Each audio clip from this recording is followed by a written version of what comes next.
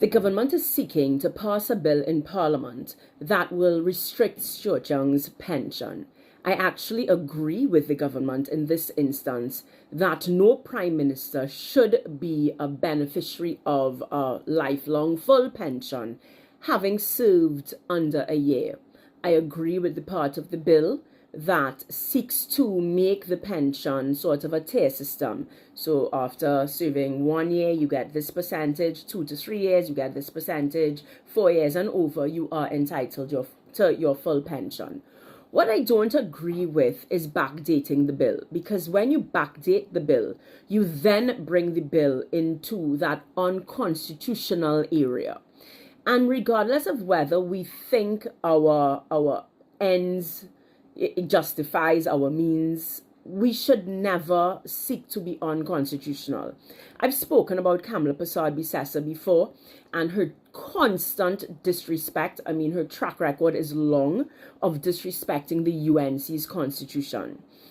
If we allow her under first 100 days to me, what this is tantamount to going after a political opponent, disrespecting the Constitution of Trinidad and Tobago, placing laws that are specific to one individual is actually dangerous territory. And if you look at history, many times dictators don't start off, brash and in a way where you kind of feel, oh no, they must be stopped. In fact, they break a law here and there. They abuse the Constitution here and there in a way where people think, oh, well, look, it's benefiting the poor man. It's benefiting us. It's going after the so-called 1%. And then more and more and more, you see that, they went after the socialists, then the communists, then the this, then the that. And then they come after you. It is understanding a principle that we will not go against the Constitution, that we will not abuse our power to go after political opponents. I want to spend a few minutes, though, also discussing the double standard of this conversation and the fact that if the government were really genuine, they would expand the conversation, or they would have actually had the conversation in 2015. Because in February 2015, to be exact, Kamla Persad-Bissessar, in her first incarnation as Prime Minister, changed up her cabinet, in case you guys forgot. This is what they said, broke the People's Partnership. It would have been a general election year. Kamla Persad-Bissessar would have appointed a new Minister of Sport, a new Minister of National Security, a new Attorney General, whoever else new was appointed.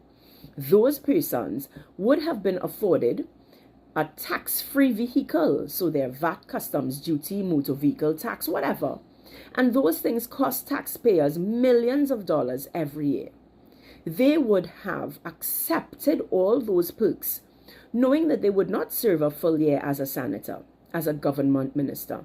They would have had themselves, available to them, a 6% interest loan of up to $300,000. In fact, 2 loans of $300,000 would have been available to them as senators in the cabinet. That is the motor vehicle loan and the motor vehicle insurance loan. So they would have had perks. No, they would not have a lifetime pension, but all their perks would have been afforded to them. So can you imagine now where Kamla Persad-Bissessar because I think she's promised quite a long list of people, which is probably why she took so long to announce candidates, taking so long to announce state boards and everything else, right? Because she has some payback to probably pay back. Imagine if she has a rolling Senate, so every 6 months, and she passes it off as, well, we want to give as many people an opportunity because, of course, she's have the trade union to satisfy as well. They have a capacity to shut the government down, their protest and whatnot.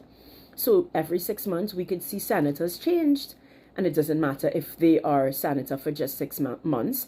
We're not talking temporary senators, because temporary senators don't get those perks. But she can appoint them as a full-fledged senator for 3 months, for 1 month, and they can purchase a vehicle. So that's, getting a little kickback. That's a good way to get a little kickback. Make me a full-fledged senator for 2-3 months. Let me get the loan. Let me get the tax benefits. And then, cool, I gone. So maybe it's a good time to widen the entire conversation and include all public servants that serve for maybe a month, 2 months.